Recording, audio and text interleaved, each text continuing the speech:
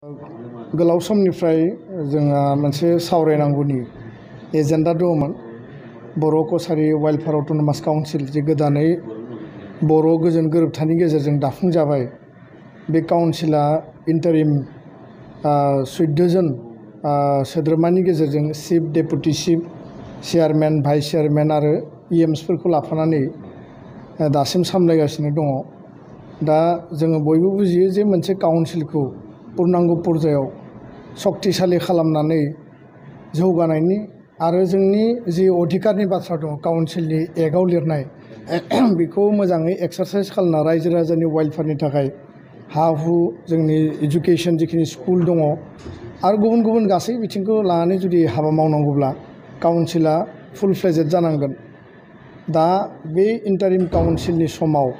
माखासे खामानिखौ मावनो हायो, माखासे खामानि मावनो थांनायाव गोबां आख' फाख' गोलैयो जिहेतु बे इलेक्टेड बडि नङा। दा बेखायनो दुलाराय बर' फरायसा आफाद सिगनेटरि आफाद हिसाबै UBPO सिगनेटरि आफाद हिसाबै आरो काउन्सिलनि डेपुटि चिफ रमिअ पि नार्जारिनिफ्राय लानानै EM अनिल बसुमतारी आरो बेयाव 6 EM दिनै दङमोन। गासै जोङो ज'है बर' कसारी वेलफेयार अट'नमास काउन्सिलखौ बोरैहाय जोङो माने फुल फ्लेजेड खालामनो हायो बिनिनो माखासे जिखिनि होमवर्क एक्सारसाइज सोलिबाय थादों। जे गिबियाव बर' कसारी वेलफेयार अट'नमास काउन्सिला बबे बर' इनहेबिटेड बा डमिनेटेड एरियाखौ लानानै एडमिनिस्ट्रेट खालामगोन, खुंगोन, रेभिनिउ भिलेज बा साब रेभिनिउ भिलेज जिखिनि पार्टफोर दङ। दा बे बाथ्राखौ दा सिगाङाव WPT मोन, दा ट्राइबेल एफेयार्स डिपार्टमेन्ट दं आसामनि, बिथांमोना TRI ट्राइबेल रिसार्च इन्स्टिट्यूटनि गेजेरजों गामि जिखिनि तयार खालामनानै जमा होबाय। दा जोंनि हिसाबाव 6,25,000 पपुलेशन माने फिगार फैदों बर' पपुलेशननि आरो बे गासै 28टा डिस्ट्रिक्ट जिखिनि दङ माने अबेबा मेजरिटी अबेबा एसे खम बे गासैफोरखौबो लाफानानै बेयाव नायजोबनाय जादों। दा बिनि गेजेराव गामिखौ नटिफाइ खालामनांगोन। गामि नटिफिकेशननि बेसिसाव बिथा खालामनानै 36टा जि समस्ति दानाय बेखौ घोषणा होनांगोन थ्रु नटिफिकेशन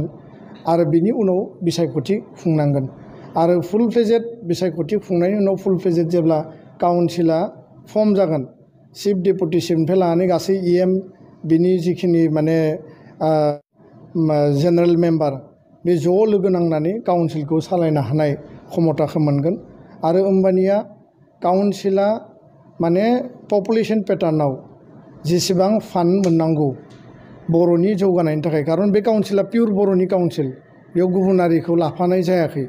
दा बेखायनो बे काउन्सिला बर' गामि, बर' रेभिनिउ ओनसोल बिनि गासैबो वेलफेयार स्किमखौ मावनो थाखाय सुबिदा मोनगोन। थाङाव बे खामानिफोरखौ जिहेतु जयेन्टलि मावबाय थादों आरो बर' कसारी काउन्सिलनि चिफनिफ्राय लानानै डेपुटि चिफ गासै टिमा बे खामानिफोरखौ लानानै जथेस्थ' बिथांमोना माखासे इनिसियेटिभ लानानै खामानि मावदों। UBPO आरो एबसुनिफ्राय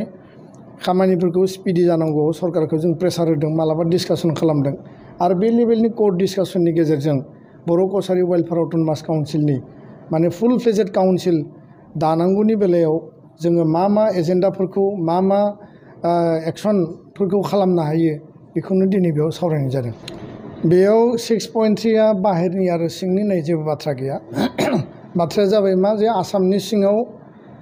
कार्बि आंलं डिमा हासाव 6 सिडुल काउन्सिल दङ आरो लोगोसेनो प्लेनाव BTR काउन्सिल दङ। दा एकर्डआव लिरनाय दङ जे BTR 6 सिडुलनि सिङाव थानाय फरायसालि आरो कलेज आरो आउटसाइड BTR बा 6 सिडुलनि बाहेरायाव थानाय बर' मिडियामनि स्कुल। दा बेखायनो गासैबो बर' मिडियामनि स्कुला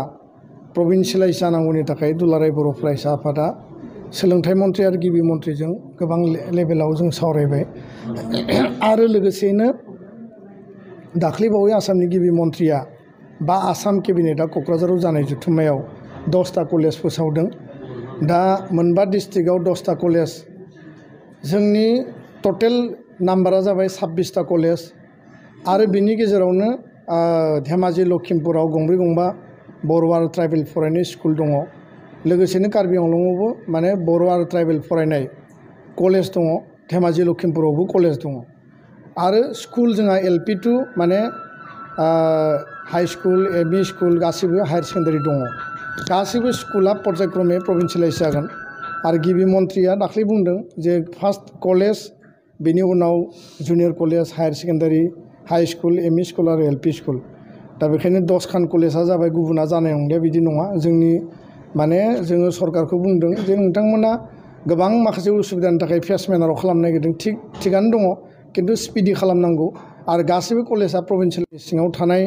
बर' मिडियामनि स्कुल BTR काउन्सिलनि सिङाव थानाय बर' मिडियाम आरो गुबुन मिडियामनि स्कुल बिनि लिस्टखौ अलरेडि लाबाय दा बेयाव मालाबा जोंनि गेजेराव बितर्क जादों जे ममता हजाया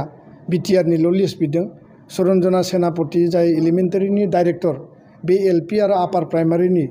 गासै बर' कसारि काउन्सिल एरियानि आउटसाइड 6 दिल्लीनि एरियासनि लिस्टखौ अलरेडि लाखांबाय हाई स्कुलनि लिस्टआ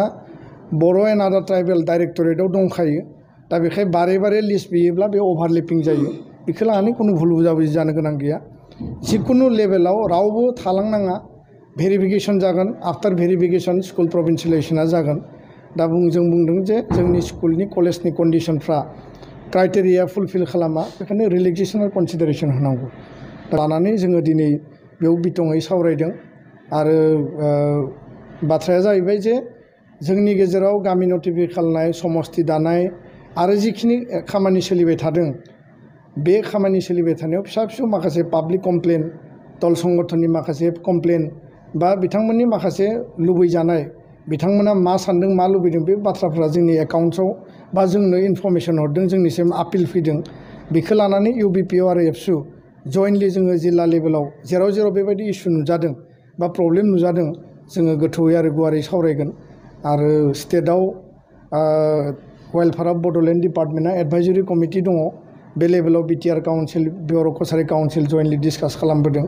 गिबि मन्थ्रि आरो ट्राइबेल एफेयार्सनि मन्थ्रि बिथांमोनजों जेला जों सावरायनांगौ डिसिसन होनांगौ जाहाथे कुनु कारनाव जोंनि गामिफ्रा थालाङा आरो बर' गामिफ्रा बर' एरियाफ्रा नटिफिकेसननि माने बाहेरायाव थाया बिनि थाखाय जोङो स्ट्रिक्टलि नोजोर होदों मा थांखि लादों नांगौ बायदि जायाखैनाय कुनु बाथ्रा गैया माखासे खामानिया सर्ट टाइमनि गेजेराव मावफुंनो थाखाय गोरलै